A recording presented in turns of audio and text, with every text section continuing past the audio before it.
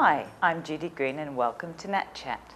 Today with me I have Kosta Kostoski and we're actually filming. The location would be Albert Park Railway Station, and I'd like to welcome you, Kosta. Hi, how are you? Hi Jude, thanks for inviting me here today. So I want to know, my first introduction to the railway station was not to catch the train, it was actually to buy plants from the nursery, the Garden of Eden. And it seemed like one day I sort of looked up and I saw cafe and antiques, and that's when we met, and I found out about you and your wife's business. And could you tell me something about that and how it started?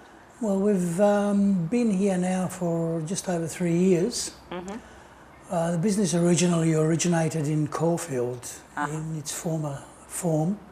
That's when we sold general antiques. Okay. Since then, Sylvia and I, my partner and wife, we've developed the business into something completely different through access to commercial and industrial antiques from the government. Oh. We're established, what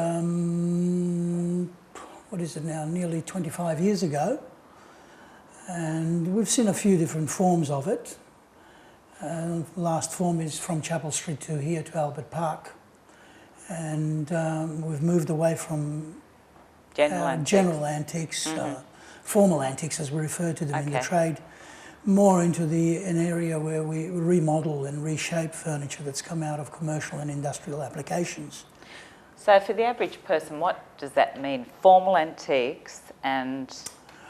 Well, formal antiques is more the antiques that were made specifically for domestic application and domestic decoration, including turn-leg tables, dark sideboards, credenzas, chiffoniers and large chest of drawers and the like, dressing tables and so forth, which we used to do quite a bit of, both in Australian and Asian, and a little bit of European, but with the way things were changing, we saw an opportunity years ago.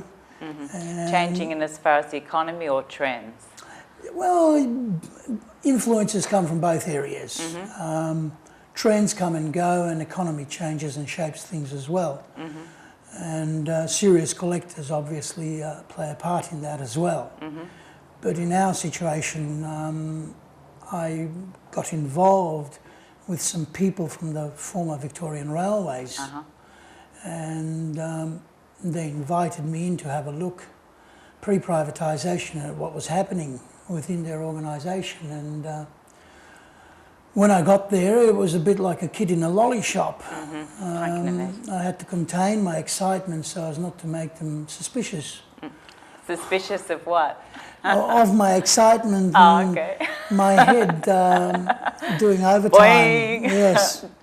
I was really surprised that the resources that were available, or the resource that was available, in particular within the railway network, and in this case it was the Newport workshops, the old railway yards in Newport. Now, how long ago was that actually, roughly? That in particular started in about 1988. So that was before you actually were having an outlet for them? You already knew you were excited about... Yeah, we were already established as an antique dealers and restorers in Melbourne, specialising in Asian and Australian. And when I was invited basically by the state to have a look in pre-privatisation of the Public Transport Corporation and Victorian Railways, we saw an opportunity that we couldn't go past. In fact, at that point of our professional life, we were planning to maybe look overseas and, like other colleagues in the trade, import stuff from a foreign country, South America, Asia or Europe. But importing to do with railways or? No, importing general domestic formal furniture.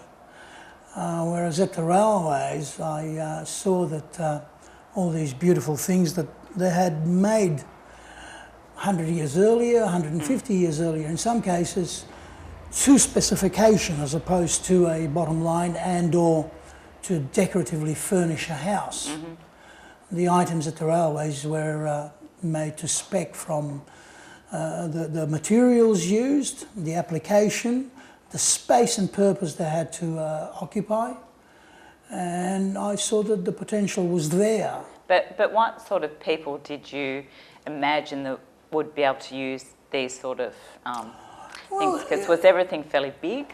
It was. Originally, we didn't have the people in mind. It was more, you know, curiosity shop excitement that because I had been restoring for a long time, even looking past the actual items, the resource available within the items. In other words, the components, the timber used, the metal used, and the cast iron components. These were things that were also present in domestic furniture. Okay. And through vision, I saw that the potential was there to remodel them in a big way and present them in our own image. Which is? Which is what we really have developed up to now.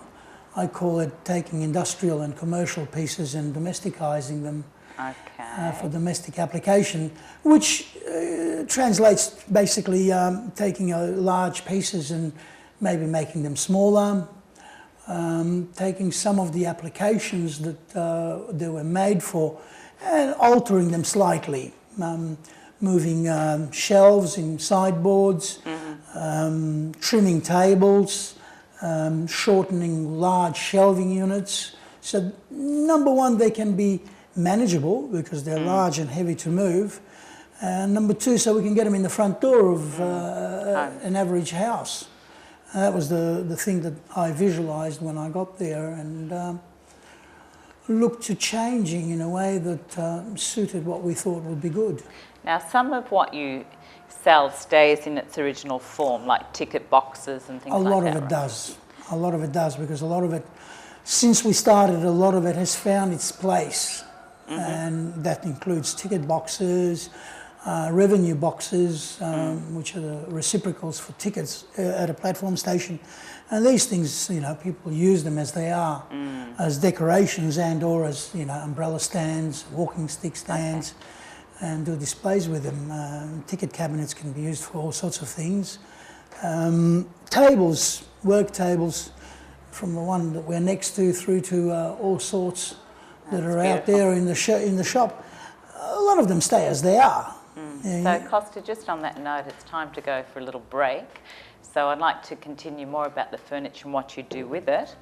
So at home, I hope you're all enjoying that chat, so don't go too far away, and we'll be back after this short break.